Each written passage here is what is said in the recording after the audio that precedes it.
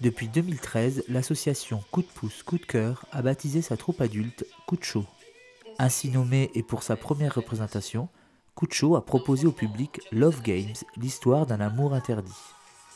12 comédiens en tout, dont une troupe de danseuses, se sont livrés corps et âme pour proposer un spectacle digne des grandes comédies musicales. On a mis 2 ans de répétition, pour faire toutes les chorégraphies, pour faire tous les chants et aussi le théâtre. Après, c'est beaucoup de travail chez soi individuellement, mais il y a aussi des coachs qui nous aident, comme Christophe, notre coach vocal, ou Marianne, notre coach d'expression scénique. Et grâce à eux et grâce aussi au caractère de chacun, on peut faire ressortir le personnage qu'on a besoin, quoi. Comment vous vous êtes préparé pour le rôle ? Comment j'ai fait ? J'ai déjà écouté toutes les chansons du spectacle et surtout celles que je devais interpréter, essayer de trouver l'émotion qui avait été donnée à ces chansons et puis moi-même ensuite en recréer une par rapport à la pièce de théâtre et tout ce qui allait se jouer autour. Qu'est-ce qu'on ressent quand on monte sur scène ? Déjà beaucoup de choses, du stress bien sûr, parce que sans stress on n'avance pas. Après c'est énormément d'émotions, c'est de la passion, de la joie, surtout quand on voit des salles comme ça. Les premières scènes, beaucoup de pression, parce qu'on a peur de faire des fautes, de faire des erreurs, de louper une chorégraphie ou de louper des répliques. Mais finalement, quand ça commence à s'enchaîner, c'est que du bonheur. Pour mettre tous les atouts de leur côté, Coup de chaud a fait une campagne de communication très professionnelle. Une affiche harmonieuse et attirante, un dossier de presse complet, des photographies en studio avec le gaffe d'Ayange, avec en plus un enregistrement en studio des meilleurs morceaux de la comédie musicale. Mais Coup de pouce, coup de cœur, c'est également une troupe d'enfants qui en première partie ont interprété plusieurs chansons de leur prochain spectacle. Si ce dernier est du même niveau que Love Games, le public et nos caméras sont impatients d'y assister.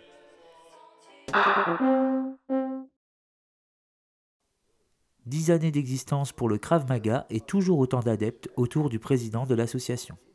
Sur 10 ans, si on devait dresser un bilan aujourd'hui, c'est vrai qu'il peut être plus que satisfaisant.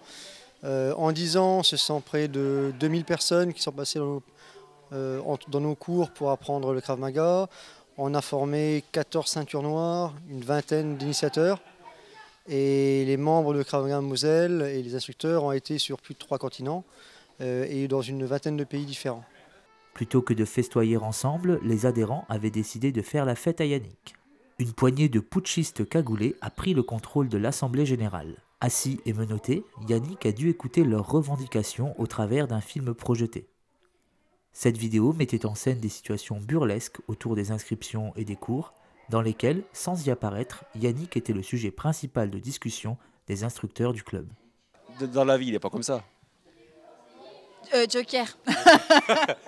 Non, il a de l'humour, Yannick. Et on va le sentir passer son humour. Il y a une très bonne ambiance dans l'équipe et c'est le plaisir aussi de partager finalement un sport qui est devenu une passion avec les autres et de transmettre ce que l'on a appris à d'autres personnes qui en ont le souhait. Super ambiance, toujours les petits mots pour rire, il y a toujours des traites dans les équipes. L'association a bien évolué depuis 10 ans, grâce au départ à une forte impulsion de son président, mais aussi aujourd'hui grâce à la présence de 150 adhérents. Krav Maga Moselle, ce n'est pas Yannick Federkel. Krav Maga Moselle, c'est une équipe. Une personne seule ne fait rien. Je ne pourrais pas gérer 150 personnes seul dans mes cours, c'est impossible. Par contre, avec une équipe solide sur laquelle on peut compter, que ce soit au niveau des assistants ou au niveau du comité directeur, là oui, là on fait quelque chose. Forcément, l'union fait la force, ensemble on est fort, et ensemble on peut réussir à gérer une grosse équipe et faire du bon boulot. Sinon, ça serait impossible.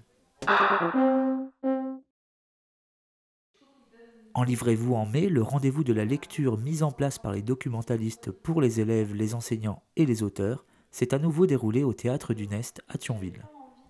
Parmi la sélection 2014, c'est le roman de Benoît Sévérac, Silence, qui a été plébiscité. Ça, c'est très émouvant parce que c'est un prix de lecteur, justement. Il y a des prix de professionnels et des prix de lecteurs. Et les prix de lecteurs sont toujours l'occasion de rencontrer des jeunes, de s'apercevoir qu'on a une responsabilité en tant qu'écrivain vis-à-vis d'un public qui existe vraiment, qui se matérialise pour le coup. Un plébiscite, c'est un encouragement, surtout à continuer. Et parfois, dans ce métier, on n'a jamais envie d'arrêter, c'est pas ça, mais ça fait du bien d'avoir des encouragements. C'est un métier solitaire, c'est un métier de doute surtout. Solitaire, c'est pas un problème, mais de doute, où on a peu de moments où on a des retours comme ça, si ce n'est par son éditeur. Et alors, le plébiscite des lecteurs, c'est véritablement les applaudissements de l'acteur, ça rassure. Touchés par cette histoire d'une vie qui bascule après un accident et qui rend sourd son héros, les collégiens ont également été sensibles aux autres histoires des livres sélectionnés. C'est l'histoire d'une jeune fille, bachapoche ça veut dire déguisée en garçon. Dans les familles afghanes qui n'ont que des filles, il arrive qu'une des filles soit déguisée comme un garçon, élevée comme un garçon jusqu'à l'âge de la puberté, où on l'oblige à redevenir une fille et donc à renoncer à toute la liberté qu'elle a connue comme garçon. 14 adolescents qui montent sur un toit d'immeuble un soir avec l'idée de parler d'eux, de faire un film en fait. Ils se filment, donc ils passent tour à tour devant la caméra pour que chacun d'eux raconte ce qu'il veut, quelque chose. L'idée étant qu'ils ont l'impression qu'on ne les écoute pas et qu'avec ce film, ils pourront peut-être se faire entendre. Tout comme les autres participants, le collège de Cattenom a saisi l'occasion pour se mettre en scène dans un extrait de Sur le toit de Frédéric Niobé. Peut-être qu'on peut en sortir, s'asseoir sur le bord, dire stop. C'est ce qu'on fait ce soir, non? Et après, ça va changer quoi? On peut crier? Crier quoi? Des mots, des phrases, quelque chose qu'on balance comme ça, à tous dans la nuit. C'est notre vie! Vous nous entendez? Arrête, t'es folle, on va se faire virer. Attendez, j'ai un message de Florent. Et alors, Rosaine, qu'est-ce qu'elle dit? On a brillé dans le tumulte, je vous rejoins plus tard. Ça, c'est du message. Le livre, il y a une alternance de chapitres à la première personne, c'est-à-dire où chacun des adolescents passe devant la caméra et parle de lui, et des chapitres où c'est la parole du groupe. C'est un petit peu, c'est-à-dire c'est comme si j'avais placé un micro au milieu d'un groupe et que j'avais capté tout ce flot de paroles que peuvent s'échanger les adolescents, et c'est comme ça que je raconte l'histoire du groupe sur le toit. De manière générale, chacun repart plus riche de cette journée, que ce soit les élèves ou les auteurs. Ce que j'ai trouvé intéressant et qui existe peu, moi je crois que c'est la première fois que j'ai une rencontre comme ça, c'est qu'on soit 3 écrivains ensemble sur scène à répondre à des questions communes ou des questions qui étaient plus ou moins, enfin quelquefois adressées qu'à nous-mêmes. Mais en fait, j'ai trouvé ça très sympa. Quand on écrit, on est seul face à son ordinateur et on n'imagine pas ce que c'est que le lecteur, c'est une notion floue. Et là, tout d'un coup, on a, 200 visages qui deviennent le lecteur, les lecteurs, et on a des personnes et non plus une notion floue, donc c'est très agréable. C'est pas simplement une conférence où un enseignant ou un grand spécialiste ou un auteur vient délivrer une bonne parole. C'est un moment où les lecteurs viennent aussi nous apporter quelque chose. Et nous, on repart avec tout ça. Moi, je repars à Toulouse avec plein de sourires dans la tête, plein d'images, plein de sons. Et ça, c'est extraordinaire. Enfin, c'est du don. Donc, ce sont des cadeaux.